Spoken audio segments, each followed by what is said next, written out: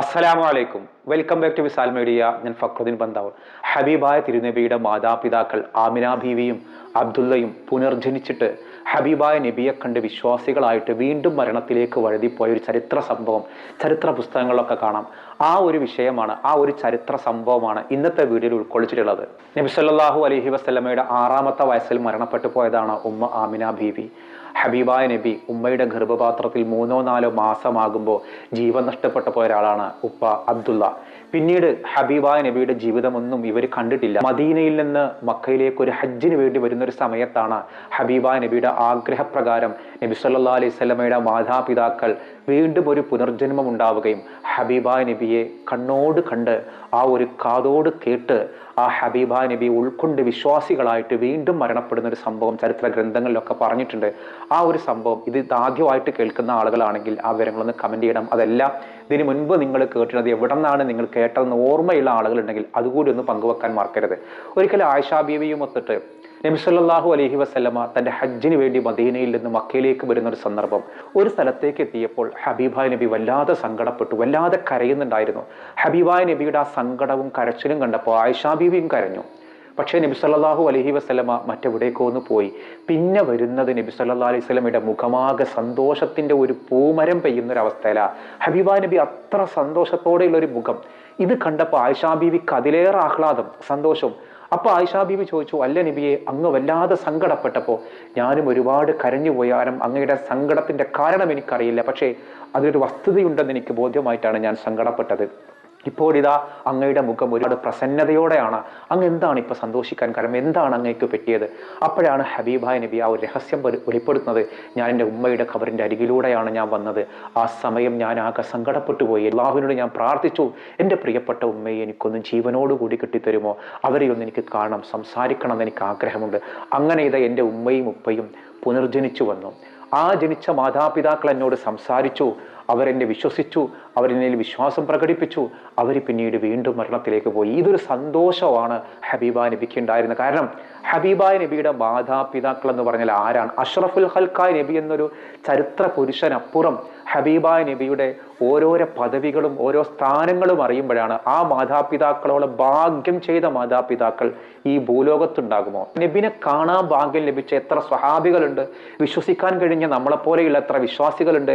ആ ജന്മം നൽകിയ മാതാപിതാക്കൾക്ക് അവരെ ഒന്ന് കണ്ണോടുകൂടി കാണാനും കൽബോടുകൂടി ഉൾക്കൊള്ളാനും കഴിയുന്ന ഒരു സാഹചര്യം ഉണ്ടാവാന്ന് പറഞ്ഞാൽ മാഷാ അല്ലാഹ്, അത്തരം ഒരു അനുഭവം ഹബീബായ നബിയുടെ ചരിത്രത്തിൽ ഉണ്ട് എന്നുള്ളതാണ്. ഇമാം സുഹൈലി റളിയല്ലാഹു അൻഹു തന്റെ റൗദുൽ ഉനൂഫ് എന്ന ഗ്രന്ഥത്തിലാണ് ഈ സംഭവം വിശദമായിട്ട് പറയുന്നത്. മുൻപ് ഞാൻ ഹബീബായ നബിയുടെ ഫോട്ടോ, സ്വർഗത്തിൽ നിന്ന് ഒരു ഫോട്ടോ ഇറക്കി കൊടുത്തത് പിന്നീട് സ്വഹാബികൾ കണ്ടെന്നും ഹബീബായ നബിയുടെ കാലശേഷം പലരും പല സഭകളുടെ രഹസ്യമായി സൂക്ഷിച്ച സഭകളുടെ നേതൃത്വം സൂക്ഷിച്ച പെട്ടിയിൽ ആ ഒരു ഫോട്ടോ ഉണ്ടായിരുന്നൊക്കെ പറഞ്ഞപ്പോൾ പലരും അവിശ്വസിച്ചു. ഇതൊക്കെ നമ്മുടെ നാട്ടിലെ മലയാള പ്രസിദ്ധീകരണങ്ങൾ വരെ ഉസ്താദുമാർ എഴുതിയ ചരിത്ര ഗ്രന്ഥങ്ങൾ ഉള്ളതാണ്. ഇൻഷാ അല്ലാഹ് നമുക്ക് വിശദമായിട്ട് പറയാം. മരിച്ചവരെ ജീവിപ്പിച്ച എത്രയോ സന്ദർഭങ്ങൾ മുൻകാല പ്രവാചകന്മാർക്ക് ഉണ്ടായിട്ടുണ്ട്.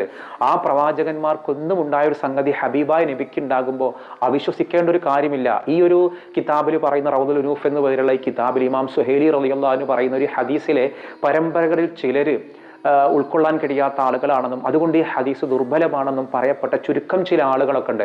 പക്ഷേ ബഹുഭൂരിഭാഗം മതപണ്ഡിതന്മാരും അങ്ങനെ ഒരു ആക്ഷേപത്തെ തള്ളിക്കളഞ്ഞ ആളുകൾ, ഇമാം നവവി അടക്കം. കാരണം ഇതൊക്കെ ഹബീബായ നബിയുടെ മാതാപിതാക്കളുടെ സ്തുതിഗീതങ്ങൾ, അവരെക്കുറിച്ചുള്ള പുകഴ്ത്തലുകൾ, അവരെക്കുറിച്ചുള്ള നല്ല വാക്കുകൾ പറയുന്ന ഹദീസുകളാണെന്നും ഇതൊരിക്കലും തള്ളിക്കളയേണ്ടതില്ല എന്നാണ് മഹാഭൂരിപക്ഷം പണ്ഡിതന്മാരും പറയുന്നത്. ഈ ഫിത്രത്തിന്റെ ഒരു കാലം എന്ന് പറഞ്ഞൊരു കാലമുണ്ട്. അതായത് ഈസാ നബി അലൈഹി സ്വലാമിന് ശേഷം ഹബീബായ നബിക്കും ഇടയിൽ ഒരു കാലഘട്ടമാണ് ഫിത്രത്തിന്റെ കാലഘട്ടം. ആ ഫിത്രത്തിന്റെ കാലഘട്ടത്തിൽ ജീവിച്ചവരാണ് നബിയുടെ മാതാപിതാക്കളൊക്കെ. അപ്പൊ അന്ന് ജീവിച്ച ആളുകളൊക്കെ സ്വർഗത്തിലായിരിക്കും എന്നൊരു വറ്റം പണ്ഡിതന്മാർ പറയുന്നുണ്ട്. അപ്പോൾ ഇതുമായി ബന്ധപ്പെട്ട് ഒരുപാട് ഹദീസുകൾ വരുന്നൊരു സംഭവമുണ്ട്. അതായത് ഒരു പരീക്ഷണത്തിന്റെ ഒരു കഥ. ചില വിഭാഗങ്ങൾക്ക് അള്ളാഹു ചില അവസരങ്ങൾ കൊടുക്കും, അള്ളാഹുവിനോട് ചില ആവശ്യങ്ങൾ ഉന്നയിക്കാൻ. അതിൽപ്പെട്ട ഒരാള് ഫിത്രത്തിന്റെ കാലത്ത് ജീവിച്ച ആളുകളാണ്. പിന്നെ ഒരു കൂട്ടം ആളുകൾ ഈ ബധിരന്മാരായ ആളുകൾ, പിന്നെ ഒരു കൂട്ടം ആളുകൾ വയോവൃദ്ധരായ ആളുകൾ.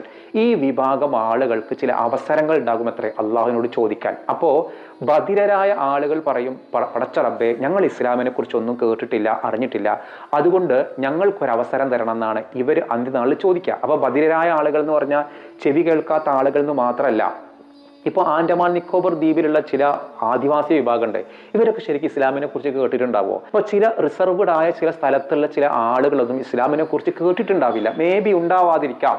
അപ്പോൾ അത്തരം ബധിരർ എന്ന് പറഞ്ഞാൽ ചെവി കേൾക്കാത്തവർ എന്ന് മാത്രമല്ല, ഇസ്ലാമിന്റെ സന്ദേശങ്ങൾ കേൾക്കാൻ കഴിയാതെ പോയ ആളുകൾ. അവർ നാളെ അല്ലാഹുവോട് പറയും, പടച്ച റബ്ബേ ഞങ്ങളിത് കേൾക്കാഞ്ഞിട്ടാണ്, ഞങ്ങൾ അറിയാഞ്ഞിട്ടാണ്, അതുകൊണ്ട് ഞങ്ങൾക്കൊരു അവസരം തരണേ എന്നുള്ള. അവർക്ക് അല്ലാഹു ഒരു അവസരം കൊടുക്കോത്രേ. അതോടൊപ്പം തന്നെ ബുദ്ധി കുറഞ്ഞ ആളുകൾ അവർ പറയും, ഞങ്ങൾക്കിത് മനസ്സിലായിട്ടില്ല, നബി സല്ലല്ലാഹു അലൈഹി വസല്ലം എന്താണ്, ഇസ്ലാം എന്താണ്, അള്ളാഹു ഞങ്ങൾക്ക് ബുദ്ധി കുറഞ്ഞു പോയി റബ്ബേ, നീയാണല്ലോ ഞങ്ങൾക്ക് ബുദ്ധി കുറച്ചത്, അതുകൊണ്ട് ഞങ്ങൾക്കൊരു പരിഗണന വേണേന്ന്.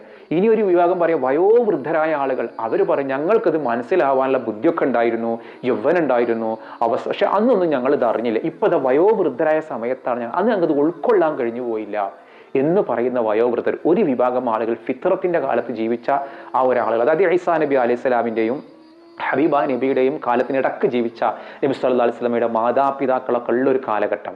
അപ്പൊ ഈ ഒരു വിഭാഗത്തോട് അല്ലാഹു പറയും, ശരി നിങ്ങൾ പറയുന്നതൊക്കെ ഞാൻ വിശ്വസിക്കാം, നിങ്ങൾ പറയുന്നത് പോലെ തന്നെയാണ് കാര്യങ്ങൾ, എങ്കിൽ നിങ്ങൾ പിന്നെ വിശ്വസിക്കുന്നുണ്ടോ? അവർ പറയും ഞാൻ വിശ്വസിക്കുന്നുണ്ട്, എങ്കിൽ ഞാൻ പറഞ്ഞൊരു കാര്യം നിങ്ങൾ ചെയ്യണം എന്ന് പറയും. അപ്പൊ അവരൊക്കെ കരുതും ആയിക്കോട്ടെ ചെയ്തോളാം, എങ്കിൽ ഇത് ആ ഒരു വലിയ തീക്കുണ്ടാരം, ആ തീക്കുണ്ടാരത്തിലേക്ക് നിങ്ങൾ ചാടും.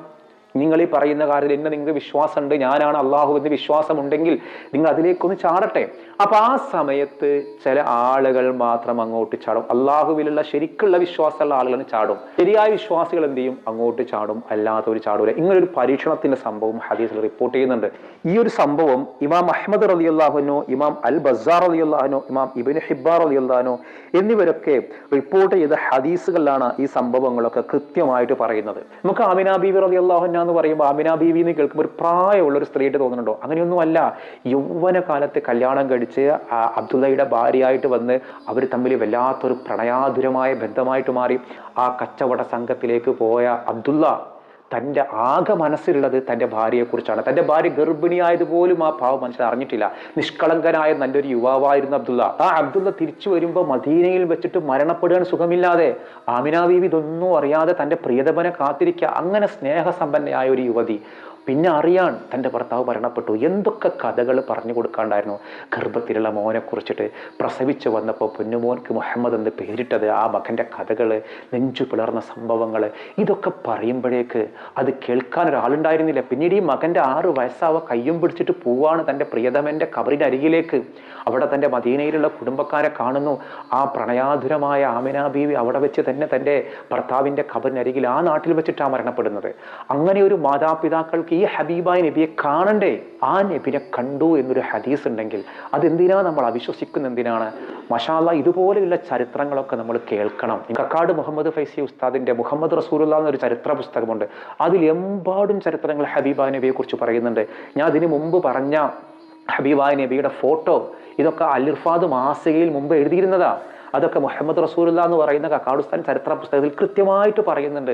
ഇതൊക്കെ ഇവിടെ ആളുകൾ വായിച്ചതുമാണ്. നമ്മൾ പറഞ്ഞപ്പോൾ നമ്മളെ വല്ലാതെ മോശക്കാരനാക്കുക. പിന്നെ ചില ആളുകൾ സംശയം കൊണ്ട് ചോദിച്ച ആളുകളുണ്ട്. ഇൻഷാ അല്ലാഹ് ആ പുസ്തകത്തിന്റെ 3ാം വാള്യം ഓഗസ്റ്റ് ഈ മാസം 27 കോഴിക്കോട് ടൗൺ ഹാളിൽ വെച്ച് ഭാഷണം ചെയ്യുന്നുണ്ട്. അതിൽ 1ാം വാള്യം കിട്ടും, 2ാം വാള്യം കിട്ടും, പുതിയ 3ാം വാള്യം കിട്ടും. ഇൻഷാ അല്ലാഹ് ഞാൻ അവിടെ ഉണ്ടാവും. നിങ്ങളും വരാനുള്ളവരൊക്കെ വന്നോളൂ. ഇൻഷാ അല്ലാഹ് അവിടെ നമുക്ക് നല്ലൊരു നഫഹൊക്കെ കഴിക്കാം, ഒരു പ്രസാദം, ഒരു ചീനിയൊക്കെ കഴിച്ച് പുസ്തകങ്ങളൊക്കെ വായിച്ച് ഇത്തവണ നിബിദിനത്തിന് നമ്മൾ വാങ്ങുന്നൊരു സമ്മാനം ഇതായിരിക്കട്ടെ. അപ്പോൾ നബി സല്ലല്ലാഹു അലൈഹി വസല്ലമയുടെ മാതാപിതാക്കൾക്ക് പുനർജന്മം കിട്ടി ഹബീബായ നബിയെ കണ്ട് വിശ്വാസികളായിട്ട് മരണപ്പെട്ട ഒരു സന്ദർഭം സുഹൈലിയുടെ റൗദുൽ ഉനൂഫ് എന്ന് പറയുന്ന ഒരു ഗ്രന്ഥത്തിലുണ്ട് എന്ന് ഞാൻ പറഞ്ഞപ്പോൾ ആ ഒരു ഹദീസിനെ സാധൂകരിച്ച ഒരുപാട് പണ്ഡിതന്മാരുണ്ട്. ഞാൻ ആ പണ്ഡിതന്മാരെ പേരൊക്കെ ഒന്ന് പറയാം. ഒന്ന് ഹാഫിൽ അബൂബക്കർ അൽ ഖത്തീബുൽ ബഗ്ദാദി റളിയല്ലാഹു അൻഹു, അതേപോലെ അൽ ഹാഫിൽ അബ്ദുൽ ഖാസിം ഇബ്നു അസ്സാക്കിർ റളിയല്ലാഹു അൻഹു, മറ്റൊന്ന് ഇമാമുൽ ഖുർത്തുബി റളിയല്ലാഹു അൻഹു, അൽ ഹാഫിൽ മുഹിബ്ബുദ്ദീൻ ത്വബരി റളിയല്ലാഹു അൻഹു, അൽ നാസിറുദ്ദീൻ ഇബ്നുൽ മുനീർ റളിയല്ലാഹു അൻഹു, ഫഖ്റുദ്ദീൻ റാസി റളിയല്ലാഹു അൻഹു, ഇമാം ഹാഫിൽ ജലാലുദ്ദീൻ സുയൂത്തി റളിയല്ലാഹു. ഇങ്ങനെയുള്ള മഹാന്മാരൊക്കെ ഈ ഹബീബായ നബിയുടെ മാതാപിതാക്കൾക്ക് പുനർജന്മം കിട്ടിയിട്ട് വീണ്ടും നബിയെ വിശ്വസിച്ച് മരണപ്പെട്ടു പോയി എന്ന് വിശ്വസിക്കുന്ന ആ ഹദീസ് ശരിയാണെന്ന് കിതാബുകൾ രേഖപ്പെടുത്തിയ മഹാന്മാരാണ്. അപ്പം അതുകൊണ്ട് തന്നെ ഒരു തരത്തിലും നമ്മൾ ഒരിക്കലും കെട്ടുകഥയോ മായാവി കഥകളോ അല്ലെങ്കിൽ എവിടെന്നെങ്കിലും കേട്ടതൊന്നും നമ്മൾ വീഡിയോയിൽ പറയില്ല. നിങ്ങൾക്ക് ഈ വീഡിയോയിൽ പറയുന്ന കാര്യങ്ങൾ പൂർണ്ണമായിട്ട് വിശ്വസിക്കാം. എനിക്ക് വലിയ സങ്കടം തോന്നി ഹബീബായ നബിയുടെ ഫോട്ടോയുടെ ഒരു ചരിത്രം ഞാൻ പറഞ്ഞപ്പോൾ അവിശ്വസിക്കുന്ന ആളുകൾ, ഒരു പക്ഷേ ഞാൻ ആരുടെ ദുർബലമായ വിശ്വാസങ്ങളെയും സങ്കീർണതയിലാക്കാൻ വേണ്ടി പറയുന്നതല്ല. സന്തോഷം കൊണ്ട് ഹബീബായ നബിയുടെ ചരിത്രങ്ങൾ കേൾക്കുമ്പോൾ നമുക്കുണ്ടാകുന്ന ഒരു ആവേശമുണ്ട്, മറ്റുള്ളവരെ കേൾപ്പിക്കുമ്പോൾ നമുക്കുണ്ടാകുന്ന ഒരു അഭിമാനമുണ്ട്. ഒരു അറിവ് ഒരാൾക്ക് കൊടുത്തല്ലോ എന്നൊരു അഭിമാനം, അതിനുവേണ്ടി പറഞ്ഞതാ. ഒരിക്കലും നിങ്ങൾക്ക് വിസാൽ മീഡിയയിൽ കൊള്ളരുതാത്ത അല്ലെങ്കിൽ വിശ്വാസയോഗ്യമല്ലാത്ത ഒന്നും നമ്മൾ പറയില്ല. നിങ്ങൾ ഈ വീഡിയോകൾ പരമാവധി ഷെയർ ചെയ്ത് കൊടുക്കുക. ഹബീബായ നബിയുടെ ഈ സന്തോഷ വർത്തമാനങ്ങൾ എല്ലാവരും അറിയട്ടെ, കേൾക്കട്ടെ. ഇൻഷാ അല്ലാഹ് ഈ ഒരു വീഡിയോയെക്കുറിച്ച് അഭിപ്രായങ്ങൾ നിങ്ങൾ ഷെയർ ചെയ്യാൻ പങ്കുവെക്കാൻ മറക്കരുത്. മറ്റൊരു ദിവസം മറ്റൊരു വീഡിയോയുമായി വീണ്ടും കാണാം. അസ്സലാമു അലൈക്കും.